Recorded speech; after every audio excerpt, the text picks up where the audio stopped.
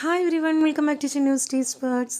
ഇന്ന് ഞാൻ ഹൈദരാബാദി പ്രോൺസ് ബിരിയാണിയുടെ റെസിപ്പി ആയിട്ടാണ് വന്നിരിക്കുന്നത്. അപ്പോൾ ഉണ്ടാക്കാൻ വളരെ എളുപ്പമുള്ളൊരു ബിരിയാണി റെസിപ്പിയാണിത്. അപ്പോൾ ഇതെങ്ങനെയാണ് തയ്യാറാക്കുന്നതെന്ന് നോക്കാം. അതിനുവേണ്ടി ഞാനിവിടെ ഒരു 750 ഗ്രാം ചെമ്മീൻ, നല്ല വലിയ ചെമ്മീൻ കഴുകി വൃത്തിയാക്കി വെച്ചിട്ടുള്ളതാണ്. ഇനി അതിലേക്ക് 1/2 ടേബിൾ സ്പൂൺ മഞ്ഞൾപ്പൊടി ചേർത്ത് കൊടുക്കാം. പിന്നെ 1 ടേബിൾ സ്പൂൺ മുളക് പൊടി, 1/2 ടേബിൾ സ്പൂൺ ഉപ്പ്, പിന്നെ 1/2 table spoon garam masala powder, 2 table spoon vinegar. അപ്പോൾ ഇത് നമുക്കൊന്ന് മാരിനേറ്റ് ചെയ്ത് വെക്കാൻ വേണ്ടിയാണ്. ആദ്യമേ തന്നെ ഒരു അരമണിക്കൂറെങ്കിലും ഇതൊന്ന് മാരിനേറ്റ് ചെയ്ത് വെക്കണം. ഇനി ഇതിലേക്ക് 1 table spoon ginger garlic paste ചേർത്ത് കൊടുക്കാം.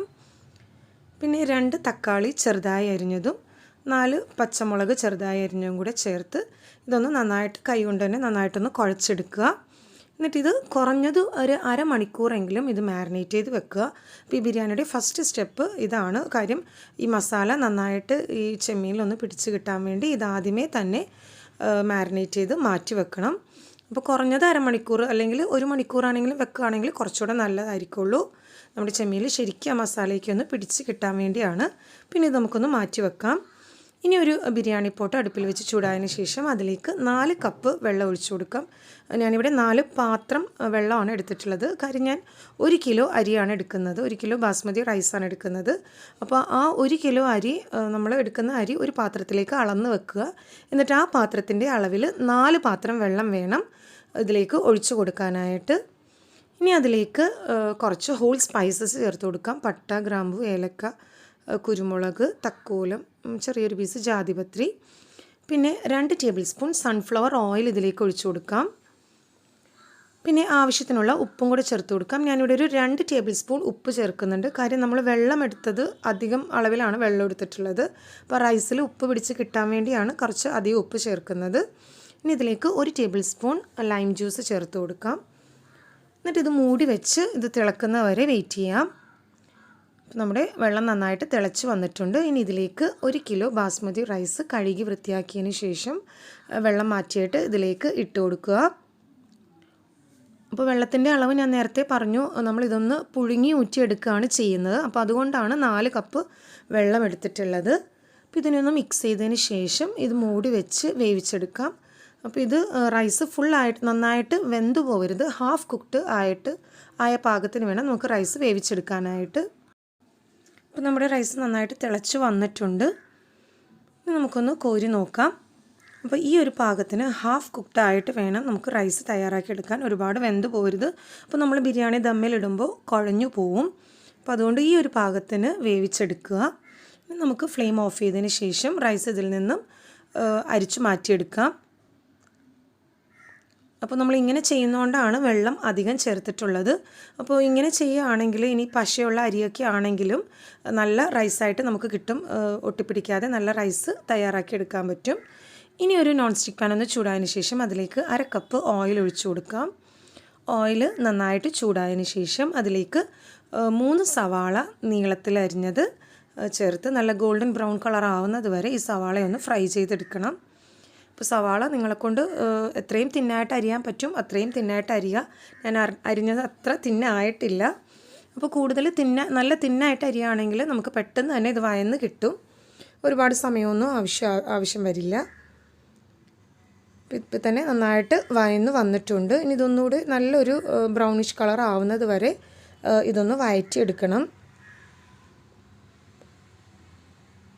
ഈ ഒരു പാകത്തിന് സവാള വഴറ്റിയെടുക്കുക. ഇനി നമുക്ക് ഫ്ലെയിം ഓഫ് ചെയ്തതിന് ശേഷം മാറ്റി വെക്കാം.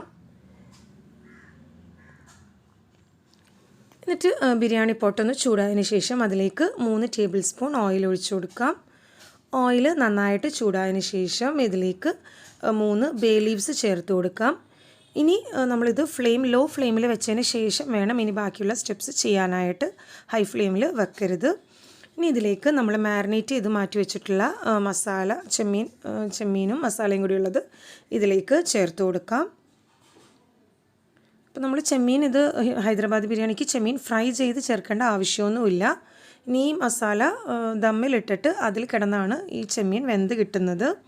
ഇനി ഇതിന് മുകളിലേക്ക് നമ്മൾ വറുത്ത് കോരി വെച്ചിട്ടുള്ള സവാളയുടെ ഒരു 1/4 ഭാഗം ഇതിലേക്ക് ആഡ് ചെയ്ത് കൊടുക്കാം. ബാക്കി നമുക്ക് ഗാർണിഷ് ചെയ്യാൻ വേണ്ടി മാറ്റി വെക്കണം. എന്നിട്ട് ഈ സവാളയും ഈ ചെമ്മീനും മസാലയും കൂടി ഒന്ന് മിക്സ് ചെയ്തെടുക്കാം.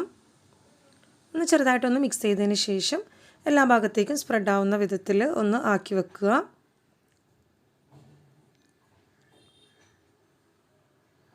ഇനി ഇതിന് മുകളിലേക്ക് നമ്മൾ നേരത്തെ വേവിച്ച് വെച്ചിട്ടുള്ള റൈസ് ചേർത്ത് കൊടുക്കാം. പിന്നെ നേരത്തെ പറഞ്ഞു റൈസ് ഹാഫ് കുക്ക്ഡ് ആയ പാകത്തിൽ വേണം എടുക്കാനായിട്ട്. ഇനി ഈ ചെമ്മീൻ ഈ മസാലയിലേക്ക് ഇടുന്ന് വേകുമ്പോൾ അതിന് മുകളിൽ ഈ റൈസ് ഇട്ട് കൊടുക്കാൻ നേരത്ത് കറക്റ്റായിട്ട് ആ ചെമ്മീൻ്റെ ടേസ്റ്റൊക്കെ ഈ റൈസിലേക്ക് പിടിച്ച് കിട്ടും. അപ്പോൾ റൈസ് ഒരുപാട് വെന്ത് ഉടഞ്ഞു പോവുകയില്ല ഇങ്ങനെ ഹാഫ് കുക്ക്ഡ് ആയിട്ട് എടുത്തത് കൊണ്ട് തന്നെ. അപ്പോൾ നമ്മൾ വേവിച്ച് വെച്ചിരിക്കുന്ന റൈസിലൊരു പകുതി ഭാഗം ഇതിന് മുകളിലേക്ക് സ്പ്രെഡ് ചെയ്ത് ഇട്ട് കൊടുക്കുക. പിന്നെ റൈസിന് ഞാൻ ആദ്യമേ പറഞ്ഞിട്ടുണ്ടായിരുന്നു 2 ടേബിൾ സ്പൂൺ ഉപ്പ് ഞാൻ ചേർത്തിട്ടുണ്ട്. അപ്പോൾ അത് ചേർത്തതെന്ന് വെച്ചാൽ നമ്മൾ വെള്ളം ഒരുപാട് അധികം വെള്ളമാണ് എടുത്തിട്ടുള്ളത്. അപ്പോൾ വെള്ളം അധികം എടുക്കുമ്പോൾ നമ്മൾ ഉപ്പ് കുറച്ചധികം ഇട്ടാലേ ആ റൈസിലേക്ക് ശരിക്കും ഉപ്പ് പിടിച്ച് കിട്ടുള്ളൂ. അല്ലെങ്കിൽ ചിലപ്പോൾ റൈസിന് ഉപ്പ് ഉണ്ടാവില്ല. അപ്പോൾ അതുകൊണ്ടാണ് 2 ടേബിൾ സ്പൂൺ നിറച്ച് ഉപ്പ് ഞാൻ ആഡ് ചെയ്തത്. അപ്പോൾ അതുപോലെ തന്നെ ഉപ്പ് ചേർക്കാൻ ശ്രദ്ധിക്കുക, അല്ലെങ്കിൽ ചിലപ്പോൾ ബിരിയാണിക്ക് ഉപ്പ് കുറവ് വരും. ഇനി ഇതിന് മുകളിലേക്ക് 2 ടീസ്പൂൺ നെയ്യ് ചേർത്ത് കൊടുക്കാം. പിന്നെ കുറച്ച് മല്ലിയിലയും പുതിനയിലയും കൂടി ചെറുതായി അരിഞ്ഞതും കൂടി ഇതിന് മുകളിലേക്ക് ഇട്ട് കൊടുക്കാം. പിന്നെ നമ്മൾ നേരത്തെ വഴറ്റി മാറ്റി വെച്ചിട്ടുള്ള സവാളയും കൂടെ കുറച്ച് ഇതിന് മുകളിലേക്ക് സ്പ്രെഡ് ചെയ്തിട്ട് കൊടുക്കുക. അപ്പോൾ ഇതൊക്കെ നമ്മൾ ഫ്ലെയിം ലോ ആക്കി വെച്ചതിന് ശേഷം വേണം ഇതൊക്കെ ചെയ്യാനായിട്ട്. ഇനി ഇതിന് മുകളിലേക്ക് ബാക്കിയുള്ള റൈസും കൂടെ സ്പ്രെഡ് ചെയ്ത് കൊടുക്കാം. ഇപ്പോൾ നമ്മൾ നേരത്തെ പകുതി റൈസേ ഇട്ടിട്ടുണ്ടായിരുന്നുള്ളൂ, ബാക്കിയുള്ള പകുതി ഇതിന് മുകളിലേക്ക് ഇട്ട് കൊടുക്കുക. ഇനി ഇതിന് മുകളിൽ നേരത്തെ ചെയ്തതുപോലെ തന്നെ കുറച്ച് നെയ്യും മല്ലിയിലയും പുതിനയിലയും പിന്നെ കുറച്ച് സവാള ഗോൾഡൻ ബ്രൗൺ കളറായിട്ട് ഫ്രൈ ചെയ്തതും കൂടെ ഇതിന് മുകളിലേക്ക് സ്പ്രെഡ് ചെയ്തിട്ട് കൊടുക്കാം. അപ്പോൾ ഞാൻ നേരത്തെ പറഞ്ഞു നമ്മൾ ചെമ്മീൻ വേവിച്ചിട്ടില്ല. ഇനി ലോ ഫ്ലെയിമിലിട്ട് നമ്മൾ ചെമ്മീൻ വേവിച്ചെടുക്കാൻ പോകുന്നത്. അപ്പോൾ ആ ചെമ്മീൻ വെന്ത് വരുമ്പോഴേക്കും കറക്റ്റ് ഈ റൈസിലേക്കൊക്കെ ചെമ്മീൻ്റെ നല്ലൊരു ടേസ്റ്റ് പിടിച്ച് കിട്ടാൻ വേണ്ടിയാണ് ഇങ്ങനെ ചെയ്യുന്നത്. ഇനി നമുക്ക് മൂടി വെക്കാം. എന്നിട്ട് ഇത് ലോ ഫ്ലെയിമിലൊന്ന് കുക്ക് ചെയ്തെടുക്കണം. അപ്പോൾ നേരിട്ട് ഡയറക്റ്റായിട്ട് ഫ്ലെയിമിൽ വെക്കരുത്. ഒരു നോൺ സ്റ്റിക്ക് പാൻ ഒരു ദോശത്തവയൊന്ന് ചൂടാക്കിയതിന് ശേഷം അതിന് മുകളിലേക്ക് ഈ ബിരിയാണി പോട്ട് വെച്ച് കൊടുക്കുക. എന്നിട്ട് മീഡിയം ഫ്ലെയിമിൽ ഒരു 15 മിനിറ്റ് ഇത് കുക്ക് ചെയ്തെടുക്കുക. 15 മിനിറ്റ് വരെ മൂടി വെച്ച് വേവിച്ചെടുക്കാം. ഇപ്പോൾ 15 മിനിറ്റ് കഴിഞ്ഞിട്ടുണ്ട്. നമ്മുടെ ഹൈദരാബാദി പ്രോൺസ് ബിരിയാണി റെഡി ആയിട്ടുണ്ട്. അപ്പോൾ നല്ല ടേസ്റ്റി ആയിട്ടുള്ള ബിരിയാണി റെസിപ്പിയാണ്. മസാലയൊക്കെ ശരിക്കും റൈസിലേക്ക് പിടിച്ച് കിട്ടിയിട്ടുണ്ട്. ഇനി ഇത് ചൂടോട് കൂടി തന്നെ സെർവ് ചെയ്യാം. അപ്പം നല്ല ടേസ്റ്റി ആയിട്ടുള്ളതും നല്ല സ്പൈസി ആയിട്ടുള്ള പ്രോൺസ് ഹൈദരാബാദി ബിരിയാണി റെഡി ആയിട്ടുണ്ട്. അപ്പോൾ എല്ലാവരും ഒന്ന് ട്രൈ ചെയ്ത് നോക്കുക. ഞാൻ ഇതിനു മുമ്പ് ഹൈദരാബാദി ചിക്കൻ ബിരിയാണിയുടെ റെസിപ്പി ചെയ്തിട്ടുണ്ടായിരുന്നു. അപ്പോൾ ആ വീഡിയോ കണ്ടിട്ടില്ലാത്തവർ അതും കൂടെ കാണുക. താഴെ ഞാൻ ഡിസ്ക്രിപ്ഷൻ ബോക്സിൽ എൻ്റെ ലിങ്ക് ഷെയർ ചെയ്തിട്ടുണ്ട്. അപ്പോൾ റെസിപ്പി ഇഷ്ടമായെങ്കിൽ ഞാൻ എപ്പോഴും പറയുന്ന പോലെ തന്നെ ലൈക്ക് ചെയ്യുക, ഷെയർ ചെയ്യുക. കൂടുതൽ വീഡിയോസിന് വേണ്ടി ചാനൽ സബ്സ്ക്രൈബ് ചെയ്യുക. Thanks for watching my channel.